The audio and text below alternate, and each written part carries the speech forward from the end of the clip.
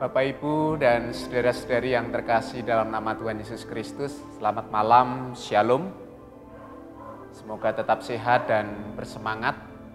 Kita yakin dan percaya bahwa Tuhan tetap terus menyertai kehidupan kita, dan teruslah percaya bahwa yang terbaik senantiasa ada dalam hidup kita. Mari bersama kita akan merenungkan firman Tuhan dalam refleksi malam kali ini. Dan kita akan bersama persiapkan hati dan pikiran kita di dalam doa. Mari kita berdoa. Bapa yang penuh kasih, malam hari ini kami hendak merenungkan kembali firman-Mu.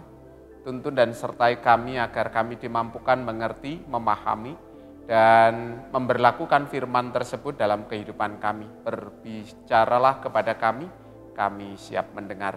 Dalam Yesus Kristus kami memohon. Amin.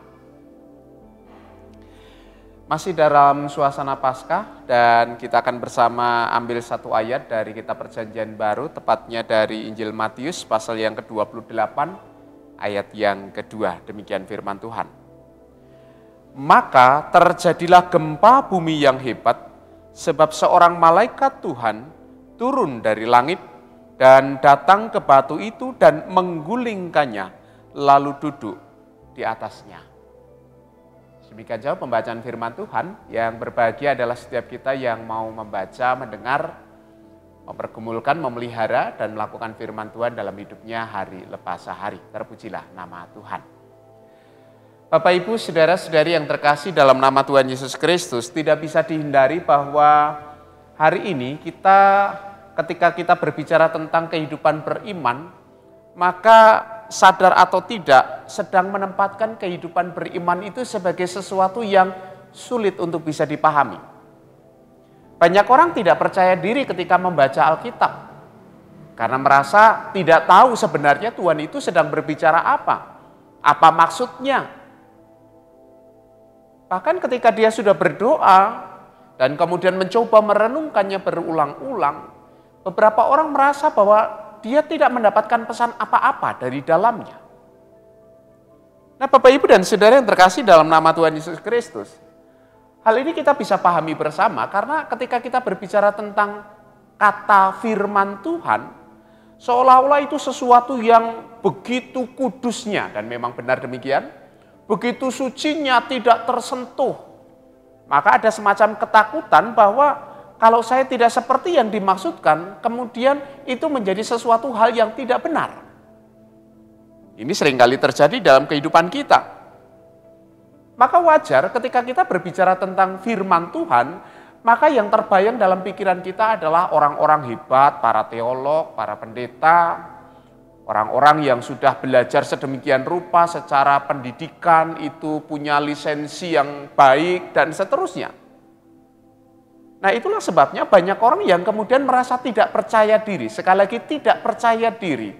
Sebenarnya dia juga bisa mendapatkan pesan yang Allah sampaikan pada masa silam, dan kemudian dia bisa hidupkan pada masa kini dalam kehidupannya.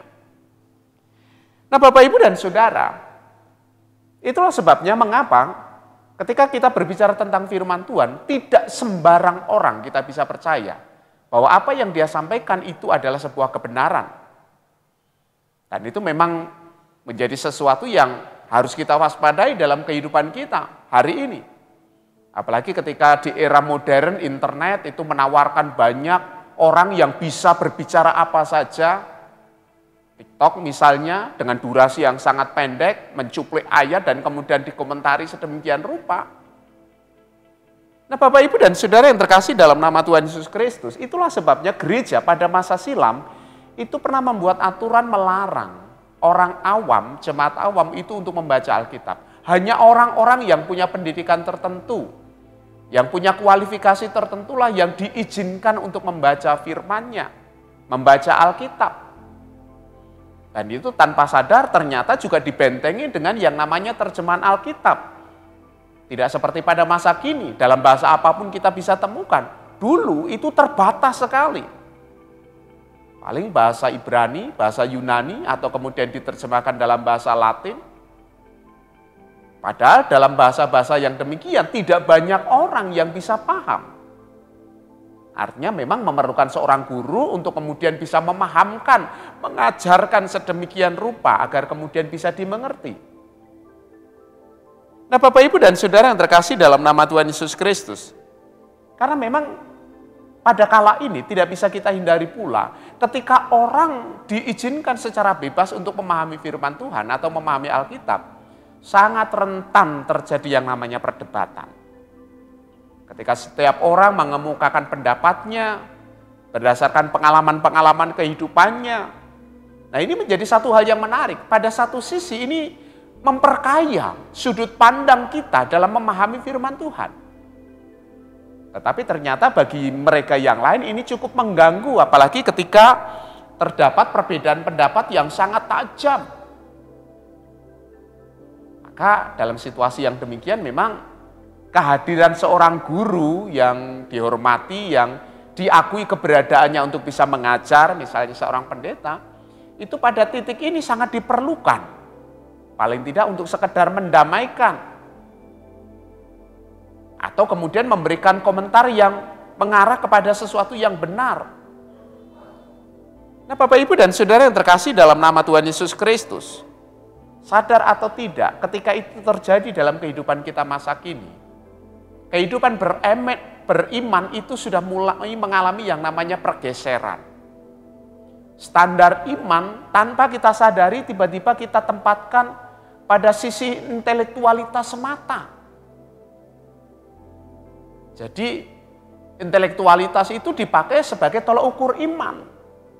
Mereka yang bisa berdebat, mereka yang bisa menjelaskan, mereka yang bisa merumuskan sedemikian rupa dengan kalimat-kalimat bagus dan indah, dianggap sebagai mereka yang mengerti. Sementara mereka yang tidak mampu melakukan hal yang demikian, dianggap tidak bisa dipercaya bahwa pendapatnya itu adalah sesuatu yang benar. Pengalaman hidup tiba-tiba kemudian tergeserkan. Pengalaman hidup tiba-tiba tidak mendapatkan tempat. Seolah-olah kehidupan beriman hanya sekedar sebuah rumusan semata, yang harus diperdebatkan, yang harus diungkapkan sedemikian rupa dengan bahasa yang indah, hanya menyentuh intelektualitas semata. Pada sisi yang lain, firman Tuhan seringkali dipahami sebagai sebuah buku undang-undang yang harus ditafsirkan. Ibarat seorang dukun yang menafsirkan mimpi atau menafsirkan tanda-tanda alam, demikian juga firman Tuhan, Alkitab. Ketika dibaca hanya orang-orang tertentu yang punya kewenangan untuk bisa melakukan penafsiran yang demikian. Sadarkah kita bersama bahwa kata firman itu arti dasarnya adalah perkataan yang mengandung sebuah pesan. Dan kalau itu sebuah perkataan berarti memang sesuatu yang disampaikan, diobrolkan. Maka kalau kita membaca Alkitab secara utuh, di mana di dalamnya ada paparan cerita-cerita bagaimana orang percaya pada masa silam mengalami perjumpaan dengan Tuhan, sebenarnya itu adalah sebuah hasil obrolan. Bagaimana mereka mengalami perjumpaan dengan Tuhan, didokumentasikan secara tertulis. Itulah sebabnya Bapak, Ibu, dan Saudara, agar pesan yang didapat itu tetap pada pesan yang benar, maka kita harus punya tolak ukur. Pesan itu harus kekal dan benar. Bukan benar menurut pembacanya, bukan benar menurut siapa yang menulisnya, tetapi benar-benar sebuah kebenaran yang berdasarkan sebuah realitas. Bahwa Allah memang berkarya di dalam sejarah kehidupan kita, umat manusia. Itulah sebabnya Bapak, Ibu, dan Saudara, penulis Alkitab itu sangat banyak, lebih kurang 40 orang yang berbeda-beda, tidak saling mengenal. Karena dengan tidak saling mengenal itu kemudian kita mendapatkan sebuah benang merah yang terhubung, saling mengkonfirmasi, saling terkait. Dari situ kita kemudian mendapatkan sebuah pemahaman bahwa hanya Allah yang bisa berkarya dengan cara yang demikian. Allah yang hidup dan kekal, yang mengatasi ruang dan waktu, berkarya dalam kehidupan manusia yang sangat dinamis, kreatif. Dan ada benang merah yang terhubung, itulah kebenaran yang kemudian kita bisa ungkap pada hari ini. Nah Bapak Ibu dan Saudara, satu Injil dengan 4 penutur, itu sebenarnya sesuatu yang penting untuk dapat kita pahami. Jadi ada Injil Matius, Markus, Lukas, dan Yohanes itu sebenarnya adalah satu Injil dengan 4 penutur, dengan 4 pencerita, dengan karakteristik yang juga berbeda. Dan sepakat ketika Tuhan Yesus bangkit, ada satu situasi sederhana yang mungkin luput dari perhatian kita. Batu itu terguling. Jadi ketika para wanita pagi-pagi benar pada hari pertama minggu itu dengan membawa rempah-rempah datang ke makam, mereka sedang galau karena bingung nanti yang menggulingkan batu itu siapa dari makam. Ternyata mereka mendapati batu itu sudah terguling. Dan 4 penutur Injil itu sepakat mencatat itu semua. Benar adanya bahwa batu itu sudah terguling. Pertanyaan besarnya adalah, untuk apa batu itu terguling? Untuk siapa batu itu terguling? Selama ini secara cepat, karena ini bercerita tentang kebangkitan Yesus, ya itulah buktinya kalau Yesus sudah bangkit. Batunya terguling, Yesus keluar. Seolah-olah hendak menyatakan bahwa dengan tergulingnya batu itu, maka Yesus bisa bangkit, Yesus keluar. Atau dengan kata lain, batu itu diperuntukkan agar Yesus bisa keluar dari makam. Benarkah demikian? Bukankah kita percaya bahwa Dia adalah firman Allah yang menjadi manusia? Untuk apa Dia harus menggulingkan batu itu? Untuk apa batu itu harus terguling? Bukankah Dia mengatasi ruang dan waktu? Tanpa harus terguling pun Dia tetap akan bangkit. Nah Bapak Ibu dan Saudara yang terkasih dalam nama Tuhan Yesus Kristus, bukankah Ia Maha Kuasa? Tentu Dia tidak memerlukan batu itu terguling. Ini penting untuk dapat kita pahami. Bahwa Yesus adalah firman yang menjadi manusia, yang hadir dalam pengalaman kehidupan manusia. Dan itu menunjukkan firman itu berbicara kepada manusia. Firman itu bukan turun dari surga, tetapi firman itu hadir menjadi manusia, berbincang dengan manusia. Dan tentu setiap orang bisa punya pengalaman yang berbeda. Pengalaman Petrus dengan Thomas berbeda, berbicara tentang kebangkitan Yesus. Para perempuan juga tidak sama. Tetapi satu faktanya bahwa mereka menemukan Yesus yang bangkit. Itu artinya Bapak Ibu dan Saudara, kita perlu mengembalikan firman Tuhan itu kepada posisinya, yaitu sebagai sebuah pengalaman kehidupan. Intelektualitas itu alat untuk menumbuh kembangkan iman, tetapi bukan tolok ukur iman. Melalui intelektualitas kita bisa menyelidiki. Nah inilah yang kemudian kita bisa temukan. Batu itu terguling, ternyata kalau kemudian kita melihat apa yang dikatakan oleh malaikat, mari lihat tempat ia berbaring. Batu itu terguling agar para wanita itu bisa datang dan masuk. Bapak Ibu dan Saudara yang terkasih dalam nama Tuhan Yesus Kristus, nampaknya batu itu terguling untuk para perempuan agar mereka bisa menyaksikan, membuktikan sendiri, mengalami sendiri, menyelidiki sendiri bahwa Yesus benar-benar telah bangkit. Dan itu menjadi bukti yang tidak bisa disangkal sama sekali. Iman Kristen dalam sejarah adalah iman yang paling banyak diselidiki, paling banyak dipertanyakan. Tetapi berhadapan dengan pertanyaan, berhadapan dengan berbagai macam penyelidikan, justru iman Kristen tampil sebagai sebuah kebenaran yang nyata. Karena kebenaran itulah kenyataan. Bahwa memang 2000 tahun silam Allah pernah berkarya menjadi manusia di dalam diri Yesus Kristus. Nah Bapak Ibu dan Saudara yang terkasih dalam nama Tuhan Yesus Kristus, ini memberikan pelajaran berharga kepada setiap kita agar kita kembali belajar untuk menempatkan iman itu dalam pengalaman kehidupan. Kita membaca Alkitab dalam rangka menyelidiki, benarkah yang saya imani? Bukan memperlakukannya sebagai kitab undang-undang yang hanya berlaku secara harafiah, apalagi dipenggal ayat per ayat, hanya kata per kata. Mungkin beberapa ayat bagian bisa saja dipakai dengan cara seperti itu. Tuhan adalah gembalaku, demikian pemazmur. Kita mengimajinasikan Tuhan sebagai pelindung kita hari ini. Mungkin tidak menjadi masalah, tetapi tidak selamanya harus seperti itu. Kadang apa yang disampaikan oleh Tuhan Yesus dalam beberapa kesempatan menjadi sebuah perumpamaan. Kadang sebuah peristiwa nyata, kadang pergumulan-pergumulan. Bahkan syair pun ada di dalamnya. Kita bersyukur bahwa Alkitab kita itu dinamis, 40 orang dengan pengalaman yang berbeda, memperkaya kita hari ini. Paling tidak salah satu di antara mereka, itu kita ada di dalamnya, dapat kita rasakan dan alami betul apa itu menjadi pengalaman kehidupan mereka. Bapak, Ibu, dan Saudara yang terkasih dalam nama Tuhan Yesus Kristus.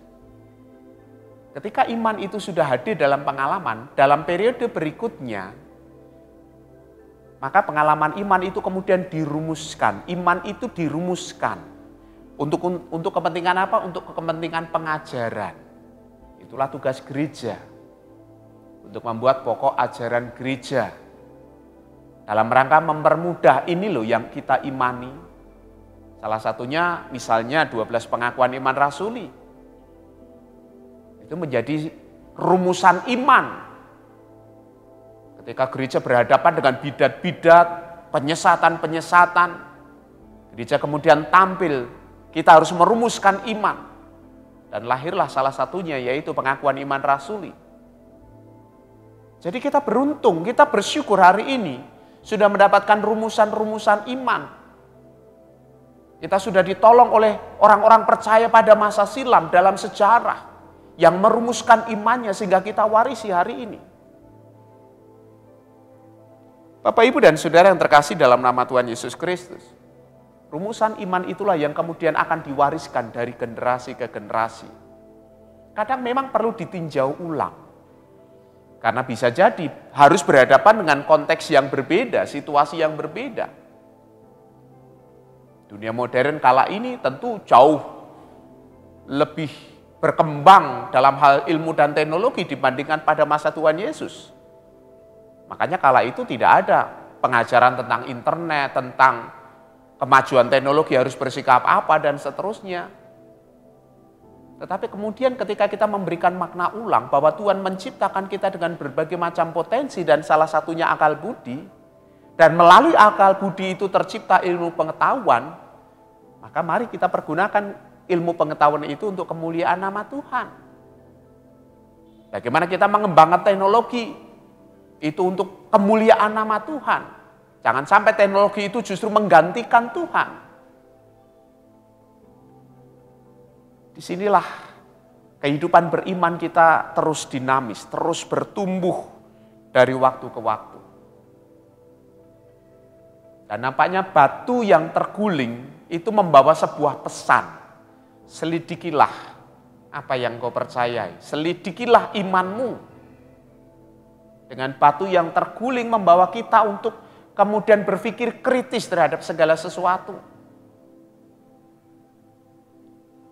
Bapak, Ibu, dan Saudara, setiap orang mempunyai hak untuk menyelidiki yang dia percayai, iman yang dia miliki. Dan memang harus demikian. Kemajuan zaman menuntut hal yang demikian. Ketika segala sesuatu hari ini didasarkan kepada intelektualitas, maka sadar atau tidak, intelektualitas itu juga diperlukan untuk membuat rumusan-rumusan iman yang sederhana, yang bisa dipahami, yang bisa dimengerti. Bahkan Bapak, Ibu, dan Saudara, melalui teknologi pun sebenarnya Tuhan sedang berbicara sesuatu kepada kita. Kalau engkau bisa percaya dengan memencet tombol-tombol yang menjadi urutan nomor, engkau akan terhubung dengan orang yang engkau kasihi. Meskipun itu terbentang jarak ribuan kilometer. Mengapa engkau tidak bisa percaya kepada Tuhan? Kalau engkau untuk naik pesawat, engkau tidak perlu kenalan dengan pilotnya, tapi engkau yakin bahwa itu akan bisa sampai membawamu ke tempat tujuan. Mengapa hal yang sama tidak engkau lakukan ketika engkau mempercayakan kehidupanmu kepada Tuhan? Bukankah teknologi juga bisa membawa kita dengan pola pikir yang sama? Bapak, Ibu, dan Saudara, tulisan dan lisan firman Tuhan itu tetap terus hadir. Masih banyak tanda-tanda lain demikian kata Yohanes dalam tulisannya, Injil Yohanes, yang tidak tercatat. Tetapi apa yang tercatat itu akan membawa kita untuk percaya kepada Yesus yang adalah Tuhan dan Juru Selamat. Itu artinya Bapak, Ibu, dan Saudara, agar kita bisa terus-menerus mengkonfirmasi apa yang kita baca, pengalaman hidup orang percaya pada masa silam, dan kemudian pengalaman kehidupan kita hari ini, terkonfirmasi, terhubung satu demi satu, agar kita tidak tersesat. Karena penyesatan itu sangat cerdik sekali hari-hari ini. Dengan cara yang sangat halus, sampai dengan cara yang paling kasar, nyata-nyata dengan penolakan. Sampai dengan memakai firman itu sendiri dengan memahaminya dengan cara yang tidak benar. Bapak, Ibu, dan Saudara, dalam segala ketidakberdayaan dan keterbatasan kita dalam memahami, mintalah pertolongan Roh Kudus untuk bisa memberikan pengajaran kepada kita. Yesus sendiri sudah berkata, Roh itu akan menuntunmu, Roh itu akan menghiburmu, Roh itu akan mengingatkanmu akan apa yang aku ajarkan kepadamu.